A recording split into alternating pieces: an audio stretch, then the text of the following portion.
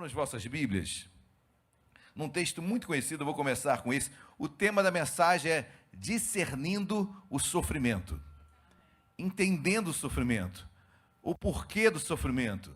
O porquê de passarmos por situações difíceis, às vezes antagônicas, às vezes a nossa razão, o nosso psique parece algo contraditório ao homem e à mulher de Deus. Por que o homem e a mulher de Deus passam por sofrimentos? Qual o intuito de Deus permitir o sofrimento na minha, na sua, em nossas vidas? Não seria bom dar tudo certo? Imagina, você aceitou Jesus, tudo certo.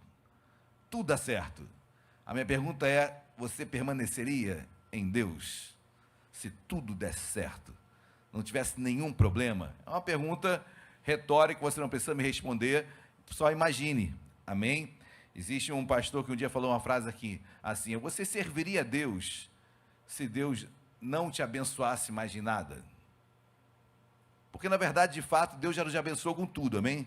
Ele já morreu por nós, já temos salvação em Cristo Jesus. Você continuaria a servir a Deus se Ele, apenas, entre aspas, bastasse a cruz para a sua vida? É uma pergunta aí para nós refletirmos e diz muito de o que nós somos, quem nós somos em Cristo Jesus. Mas já abram suas Bíblias, no Evangelho de Cristo segundo João, capítulo de número 16, versículo 33. Nós poderíamos falar ele de cabeça, mas eu quero ler com os irmãos para a leitura inicial desta noite. Amém? Todos acharam? João 16, 33. Você que achou, por gentileza, em podendo, coloque-se de pé para a leitura inicial desta noite, naquilo que Deus tem separado para as nossas vidas. João 16, 33. Quem achou, diga glória a Deus. Versículo 33 diz assim: estas coisas vos tenho dito, para que tenhais paz no mundo passais por aflições, mas tem de bom ânimo, eu venci o...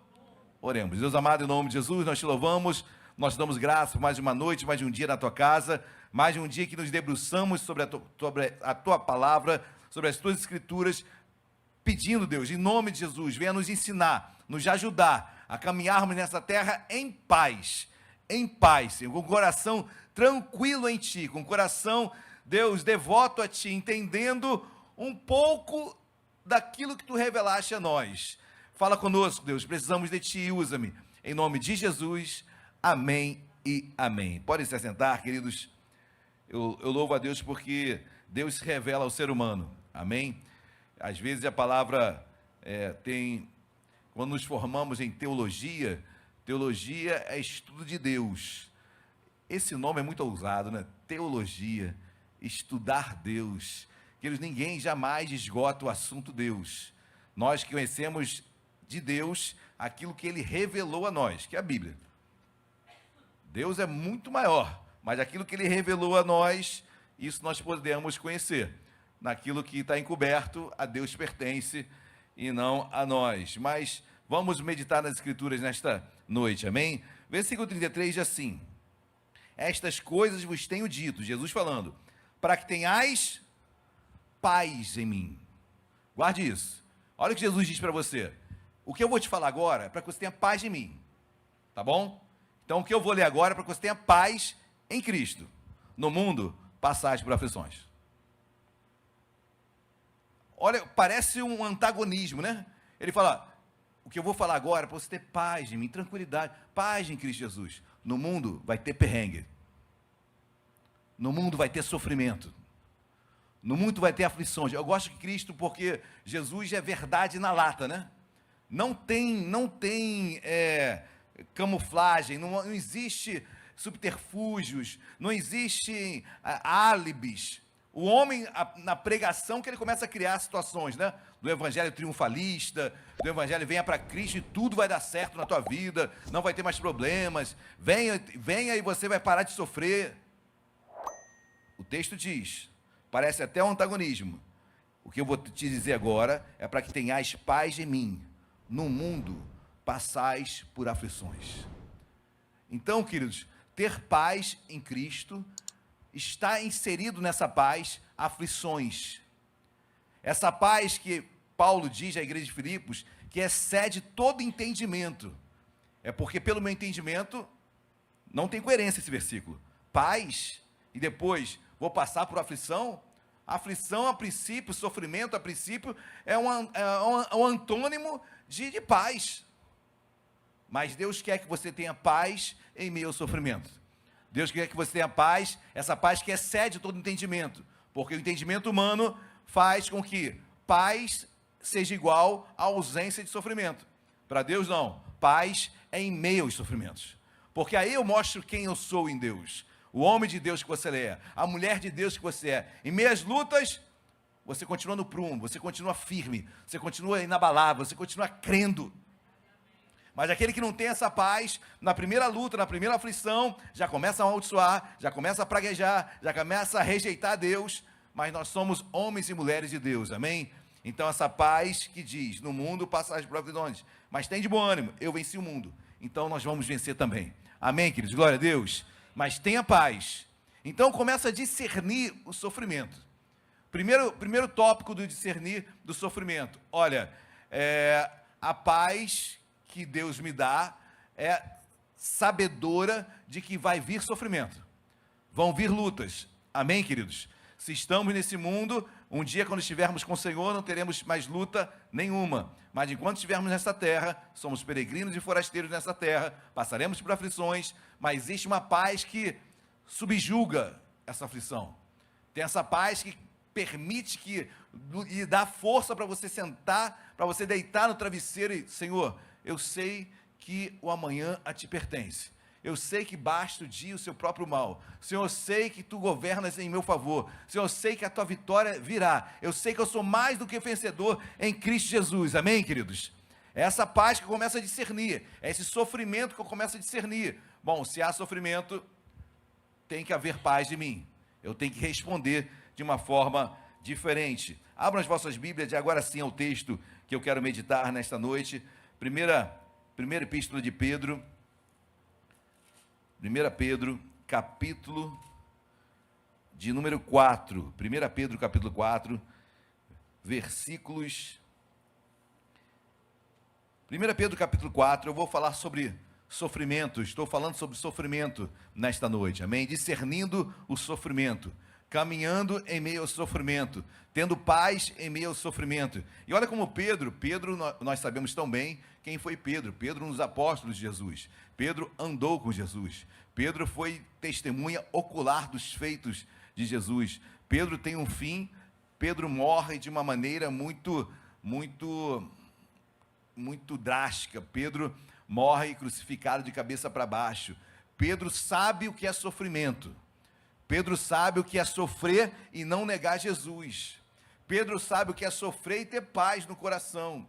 Pedro sabe o que é sofrer e os sofrimentos desse mundo não se comparam com a glória que há de vir. Pedro sabia que o que ele passava aqui não podia se comparar a um dia estar no céu. Ou, em outras palavras, Pedro está falando, vale a pena. Vale a pena, queridos, você está nessa terra e mesmo passando aflições, sofrimentos, saiba que Deus vai te dar paz, Deus vai te dar força, vão vir vitórias também, amém? Você vai vencer isso em nome de Jesus. Mas é interessante que desde o capítulo 4, olha 1 Pedro 4, 13. Olha como a carta de Pedro está cheia, repleta da palavra sofrimento. 1 Pedro 4, 13 diz assim, pelo contrário, alegrai-vos, na medida que sois participantes dos sofrimentos de... Olha que loucura, gente. Pedro manda a gente se alegrar, na medida que sois coparticipantes dos sofrimentos de Cristo. Ou seja, Pedro está falando, olha, se alegra por você sofrer por causa de Cristo. Não é sofrer porque você fez coisa errada. Se você está sofrendo porque você fez coisa errada, é para sofrer mesmo. Agora, se você está sofrendo porque você manteve uma postura de homem de Deus, e as pessoas te jubilaram, falaram mal de você, te marginalizaram, se você perdeu amigos porque você se manteve como uma postura de homem de Deus, se você perdeu o namorado, o noivo, porque você se manteve numa postura de homem e mulher de Deus, se no trabalho estão perseguindo você porque você é crente, cristão, glória a Deus por isso. É isso que Paulo está falando. Alegrai-vos, porque você está no caminho certo. Você está no caminho certo. Mas não para por aí. Aí depois no capítulo 5, Paulo vai falar dos presbíteros. Olha o que diz o capítulo 5. Rogo, pois, aos presbíteros que há entre vós, eu, presbítero com ele, como eles, e testemunha dos sofrimentos de... Então, novamente, Pedro, falando sobre sofrimentos. Mais uma vez, olha, vocês presbíteros, pastores, vocês vão ter que conviver com as lutas, com as aflições. Aí depois, ande um pouquinho mais à frente, no versículo 7 do capítulo 5. Falando sobre os jovens, olha o que ele diz, versículo 7. Lançando sobre ele toda a vossa ansiedade, porque ele tem cuidado de vós. Ansiedade, sofrimento na alma. Então, se antever aquilo que ainda não aconteceu, um coração ansioso. E Paulo vai trabalhando essa ansiedade, esse sofrimento do mundo presente. Aí no versículo 8, que nós conhecemos mais. Versículo 8 diz assim: sede sóbrios e vigilantes. O diabo, vosso adversário, anda em derredor, como leão que ruge, procurando alguém para... 9. Resistirem firmes na fé, certos de que sofrimentos iguais aos vossos estão se cumprindo na vossa irmandade, espalhada pelo... Você não é o único que sofre, não. É isso que Paulo está falando, olha, fica tranquilo, resistir ao diabo, fique certo de que sofrimentos iguais ao que você está passando estão se cumprindo em toda a irmandade, em todos os seus irmãos, espalhado pelo mundo. Você não é o único que foi premiado a sofrer nesse aspecto. Tem muitos que estão passando por problemas, por dificuldades, e estão firmes. E não largaram Jesus. Sofreram e continuam caminhando, clamando, orando, indo à igreja, crendo no milagre. Você não é o único. Porque às vezes pensamos que, por que comigo? Por que isso comigo? Logo eu. Ai meu Deus, ai meus céus, ai céus. E Pedro fala aqui, olha, para com isso. Sede firmes, porque tem muita gente igual a vocês, também pelejando, sofrendo, mas não largaram a mão da obra. Não largaram o evangelho. Continuam caminhando. Então eu começo a discernir, queridos, quanto mais eu leio sobre sofrimento, eu discerno que, além dele provocar em mim, dever provocar em mim paz, o sofrimento também traz em mim amadurecimento, crescimento. O sofrimento faz com que eu cresça. O sofrimento faz com que eu procure, algo em mim morre com o sofrimento. Algo em mim Deus está tratando em meu sofrimento. Algo Deus está moldando em mim. Então, por isso que Pedro, estou confundindo Pedro com Paulo toda hora, né? Meu Deus, misericórdia. Pedro está exclamando aqui, olha, não fique pensando que só você foi a figurinha carimbada para sofrer. Tem muitos sofrendo aí, muitos, e não largaram a palavra, e conquistaram e venceram. E você vai vencer em nome de Jesus. Essa luta vai passar em nome de Jesus. Deus tem coisas melhores para você em nome de Jesus. Amanhã pode vir outra, mas você vai vencer em nome de Jesus. Amém, queridos? Versículo 10. Versículo 10 é o que eu quero me ater, de fato, nesta noite. Olha o que diz versículo 10. Ora, o Deus de toda graça, que em Cristo vos chamou à sua eterna glória, depois de terdes sofrido por um pouco, Ele mesmo vos já dê... Para aqui, eu vou ler novamente o versículo 10, para você entender. Ora, o Deus de toda graça, que em Cristo vos chamou à sua eterna glória, depois de terdes sofrido por um pouco, olha como Pedro fala, né? Depois de Cristo ter sofrido por um pouco. Foi pouco mesmo, gente? Olha como é um entendimento de que o sofrimento de Cristo, a cruz de Cristo, por mais dolorosa, quem sabe que foi, mas foi uma vitória inigualável, um fator, um evento extraordinário, jamais visto, que me alcançou, te alcançou, nos alcançou. O sofrimento de um abençoa tantos. Talvez, queridos, o sofrimento que você esteja passando abençoe a outros. Como, pastor? Primeiro, se mantendo firme. Testemunhe de que você não larga o evangelho pelo sofrimento. Pessoas vão ser tocadas e vão aprender contigo. Amém, queridos? Vão olhar para você e vão perguntar o que ele tem para não largar, para não blasfemar, para não fugir. O que tem nele aí? Eu quero conhecer esse coração, o que faz ele ser assim, o que faz ele se manter de pé, porque tantos outros já podiam ter caído. Aí o versículo 10 explica, discernindo o sofrimento, queridos. Olha aqui de versículo 10. Ora, o Deus de toda graça, que em Cristo vos chamou a sua eterna glória, depois de ter sofrido por um pouco, Ele mesmo vos já dê. Eu vou falar agora sobre quatro verbos aqui. 4 ações que o sofrimento provoca em nós. Para aquele que é homem e mulher de Deus, 4 ações, 4 verdades, 4 experiências que o sofrimento provoca em mim. E se eu não souber discernir isso, queridos, eu não permito que esses 4 verbos, verbo é ação, né, queridos? Que essas 4 ações não hajam na minha vida. Mas quando eu discerno o sofrimento, peraí, eu sou homem de Deus, sou mulher de Deus, estou buscando a Deus. Por que nessa situação? Ah, Deus tem algo a falar comigo. Você para logo e fala, peraí, Deus tem algo a falar comigo. Deus está fazendo alguma obra em mim. Deus está permitindo alguma coisa ser mudada de lugar. Deus está ajustando alguma coisa. Deus está aperfeiçoando alguma coisa. Deus está me fazendo algo melhor em mim. No mundo vão dizer que você é frouxo. No mundo vão dizer que você é bitolado, que você fizeram na tua cabeça, que você Nós cremos no poder de Deus, amém, queridos? Nós cremos que todas as coisas cooperam para o bem daqueles que amam a Deus. Todas as coisas, Romanos 8, 28, todas as coisas incluem sofrimento. Exemplo de todas as coisas. Se a Bíblia dissesse todas as coisas, exceto o sofrimento, aí está fora.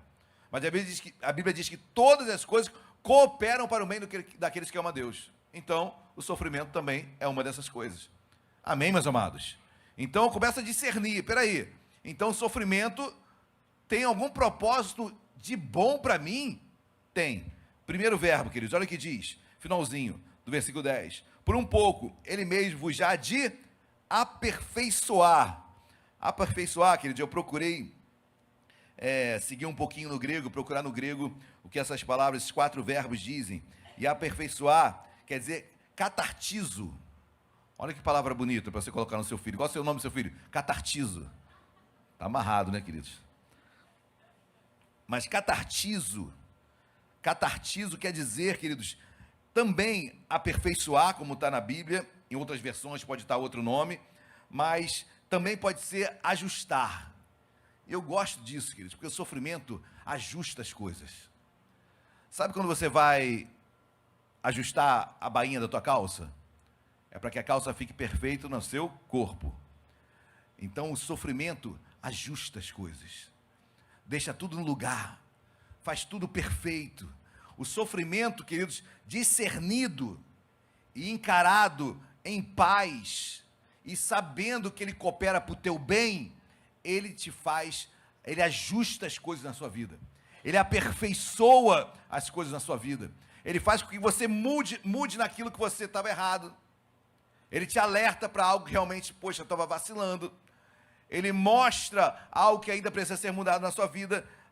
Não desmarque o texto de 1 Pedro capítulo 4, mas pule para 2 Coríntios capítulo 12, 2 Coríntios capítulo 12, versículo de número 9, 2 Coríntios capítulo 12, versículo 9, eu estou falando sobre aperfeiçoar, ajustar. O sofrimento produz aperfeiçoamento, ajuste. 2 Coríntios capítulo 12, versículo 9, quem achou, diga achei. Olha aqui de versículo 10, versículo 9, né? 9 ou 10? 9, né? Então, olha aqui de versículo 9. Então ele me disse, a minha graça porque o poder se aperfeiçoa na... Então, queridos, entenda a fraqueza, poder se aperfeiçoa na fraqueza. Quando que eu sou fraco? Quando eu dependo de Deus. Depender de Deus, quando você depende de Deus, vem poder. O poder de Deus se aperfeiçoa na fraqueza, naquilo que você não pode fazer, naquilo que você é dependente, porque você não pode agir. O que você tente fazer não vai mudar a circunstância. Então você depende totalmente de Deus. Ou seja, pela sua própria mão você não pode fazer nada. Você depende de Deus. O poder de Deus é fortalecido. O poder de Deus se aperfeiçoa na sua, na minha, na nossa fraqueza. Aí quando eu leio esse texto, eu começo a entender. Sim, agora eu entendo o aperfeiçoar, o ajustar. O sofrimento ajusta isso. O sofrimento aperfeiçoa o poder de Deus na minha vida. Amém, meus amados? Porque sofrer, queridos, é esperar e depender de Deus para Ele responder. Tem sofrimentos que você olha, realmente eu não posso fazer nada. É esperar, orar e crer. Aí o poder de Deus começa a vir forte, né, queridos? Porque a tua parte não adianta fazer, porque não vai mudar nada. Aí o poder de Deus, a excelência do poder de Deus vem sobre nós, amém? E o poder de Deus se aperfeiçoa na minha fraqueza, na minha dependência. E no sofrimento, o poder de Deus é aperfeiçoado. Amém, queridos? Então entenda, 1 Pedro capítulo 4, volte lá 1 Pedro capítulo 4. Esse aperfeiçoar de Deus na minha vida, queridos. O sofrimento aperfeiçoa, ajusta. Deus tem ajustado as coisas. Existe uma adagem popular que foi, como é que fala? As coisas estão ficando, como é que é? Estreitas, né? Deus está ajustando. As coisas estão ficando estreitas, Deus está ajustando. Quando falaram isso para você, está ajustando. Ih, é bênção. Não, você não sabe. Não, é bênção. Deus está ajustando as coisas. Deus está colocando no lugar, está aperfeiçoando. Amém? Dói, é difícil colocar as coisas no lugar. Sim, você gosta de bagunça, você gosta de botar do seu jeito, e Deus vai lá ajustando as coisas, e aí vai te moldando, vai te ajustando, vai te acertando. Glória a Deus, igreja. Sofrimento produz aperfeiçoamento, ajuste. Mas não é só isso, a Bíblia continua. Ele mesmo vos há de aperfeiçoar, firmar. Interessante, querido, a palavra firmar, porque firmar quer dizer, no grego, outra palavra bonita para você, esterizo. Olha que lindo. Esterizo no grego. E esterizo no grego quer dizer tornar estável. Eu gosto disso, queridos, porque o sofrimento te dá estabilidade. Quando você passa por um processo de sofrimento, queridos, você se torna firme, estável. Em outras palavras, casca grossa. Aquele ali é casca grossa. Ele já está estável. O sofrimento fez ele. O sofrimento moldou ele. Ele já passou por isso. Não precisa abrir a sua Bíblia, mas Isaías capítulo 61 fala que nós somos como carvalhos de justiça, plantados pelo Senhor. O carvalho tem uma propriedade incrível, porque as suas raízes são muito profundas. O vento pode bater, a tempestade pode vir, pode até balançar um pouco, mas o carvalho não cai. Porque quanto mais o vento bate, mais as raízes vão se aprofundando. Mais se aprofundando. Quanto mais bate, mais firme fica. Assim é um carvalho de justiça. E Deus fala que nós somos, uma analogia, obviamente, como carvalho de justiça, plantados pelo Senhor. Você foi plantado por Deus. Você é um carvalho que pode bater, pode encurvar, mas não cai. Porque o sofrimento faz estabilidade.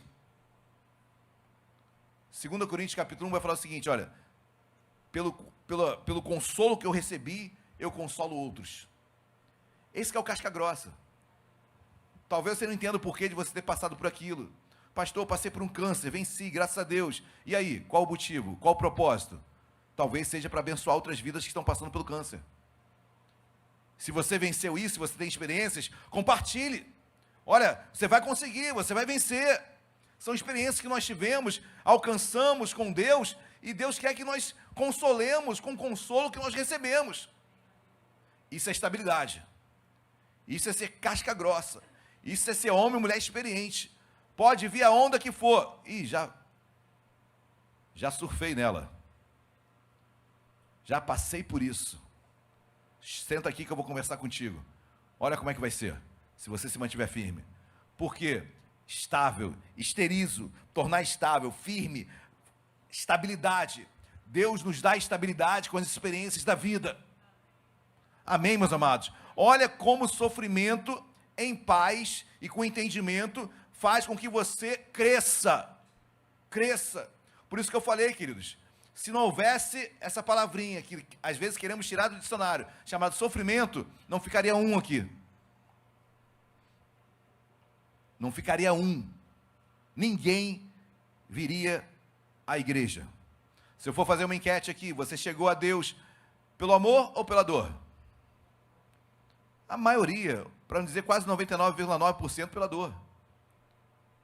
Porque o sofrimento faz com que você busque algo maior do que você para tentar resolver o que você está passando. O sofrimento amolda o homem. Amém, meus amados? Glória a Deus. Aperfeiçoado, firme, tornando-se estável. E o terceiro verbo é fortificar. Fortificar, queridos. Também uma palavra linda no grego, steno. E a palavra fortificar, queridos, quando eu leio, vamos abrir, Isaías 40, 29. Fortificar, fortalecer, em outras versões. Isaías 40, não desmarque o texto de 1 Pedro. Isaías 40, 29. Isaías 40, 29. Fortificar, amém, fortalecer, steno. O sofrimento fortalece você. Parece esquisito, né? Parece antagônico. O sofrimento me fortalece. Te fortalece. Olha que diz Isaías 40, 29. Todos acharam, amém? Olha o versículo 29. Faz forte e multiplica as forças de quem não tem nenhum. Os jovens cansam e se fadigam, os moços de exaustos caem. Mas os que esperam no Senhor renovam as suas forças, sobem com asas como águias, correm e não se cansam, caminham e não. Faz forte o cansado. Deus faz forte o cansado. Deus faz forte o cansado. Amém, meus amados? Você já fez esteira? Eu estou tentando, né, gente? A esteira é o seguinte, estou aprendendo com a esteira, né? Os primeiros 10 minutos, terríveis. Terríveis. Mas se você passar os 10 minutos, olha, você chega a 30, 40, 50. Porque, queridos, faz do cansado forte. Porque o cansaço, queridos, faz com que você realmente se esmere a superá-lo. Isso te dá força. É Deus fazendo isso, vendo a sua canseira e te dando propriedade para vencer aquilo. E quanto mais eu vou vencendo o cansaço, mais forte eu vou me tornando. Amém, meus amados? É que nem peso, você na musculação, começa com os 10 quilinhos, não é isso? Aí vai malhando, 20, 30, não é isso, queridos? É a mesma coisa. Então, quando eu vejo o sofrimento, ele me fortalece. O sofrimento me faz forte. O sofrimento faz com que realmente eu ganhe músculos espirituais, que eu ganhe referências espirituais, que eu ganhe status espirituais. Você cresce espiritual, porque Deus te fortalece. Amém, meus amados? Porque cansado me faz forte. Discirna o sofrimento. Amém, meus amados? Não deixe que o sofrimento acabe com a sua vida. Muito pelo contrário, ele é um fator, ele é um instrumento que Deus permite para que você tenha paz, entendimento e seja aperfeiçoado, firmado, fortificado. E por último verbo que está aí na sua Bíblia, fundamentar. Fundamentar, queridos, ou alicerçar. No grego, temelio, fortalecer, fundamentar, alicerçar, alicerce, fundamento. O sofrimento é um alicerce para você. Pastor, não estou entendendo. Alicerce e fundamento geralmente não se vê, né, queridos? Você vai levantar um edifício, os alicerces são debaixo da terra, os fundamentos debaixo da terra. Depois você vê o edifício lindo, lindo edifício. Mas onde se gasta mais dinheiro numa obra é no chão. É afundando, montando as estacas lá no fundo. É o fundamento, é o alicerce, onde se gasta mais dinheiro em uma obra. Você vê o prédio lindo, lindo prédio, vidros lindos, a parte lindas portas, é o mais barato. O custo maior está debaixo da terra. Até porque, se ali não for feito da melhor forma, tudo lindo que está em cima cai por terra e o desastre é enorme, a perda é enorme. Então, fundamento, alicerce, é aquilo que você não vê, que o sofrimento está batendo e você não vê é Deus trabalhando na tua vida, você não vê algo acontecendo, mas Deus está te fortalecendo a tua vida, Deus está te dando alicerce, fundamento. Está difícil de enxergar, pastor. Pois bem, talvez você não enxergue nunca mesmo, mas saiba que Deus está te aperfeiçoando, te fortalecendo, tudo isso, com os alicerces e fundamento que Ele está colocando. Tem fundamento aí na tua vida? Tem alicerce na tua vida? Queridos, é interessante que o que o diabo faz muito em vidas, é a pessoa não ter alicerce na igreja, né? A pessoa fica numa igreja, aí fica um mês, vai para outra, outro mês para outra, outro mês para outra. Aí você pergunta, por quê? Às vezes a pessoa nem sabe. Ela não consegue ter alicerce, ela não consegue ter fundamento, ela não consegue ter um pastor, ela não consegue fincar estaca num lugar, ela não consegue. E o diabo vai brincando, porque enquanto isso ela não tem pastor, enquanto isso ela não tem identidade, ela não tem igreja, não tem referência, e ela vai ficar brincando de crente. Mas quando eu tenho estacas, quando eu tenho fundamento, quando eu tenho alicerce, queridos, milagres acontecem. Amém, meus irmãos? Milagres acontecem. Podem não estar vendo em você, pode, caramba, que luta, né? Você vê a nossa irmã Nelma, pô, que luta, pô, a casa, um incêndio criminoso, uma cirurgia, você não está vendo alicerce, você não está vendo fundamento, mas a mulher está de pé. Eu vejo fundamento, eu vejo alicerce, eu vejo Deus trabalhando onde ninguém vê. Quem está lá fora pensa, poxa, não pode ser crente. Quem discerne o sofrimento fala, tem alicerce ali, tem fundamento ali, tem coisa que Deus está fazendo no secreto, lá dentro do coração dela, que só Deus pode sondar e esquadrinhar, e ninguém enxerga. E como essa mulher vai sair depois disso tudo, queridos? Uma outra mulher, uma grande mulher de Deus, amém? Porque tem fundamento, tem alicerce. Para encerrar, queridos, o fundamento, alicerce, dê um pulo em Mateus capítulo 27, 27 não, Mateus 7, né?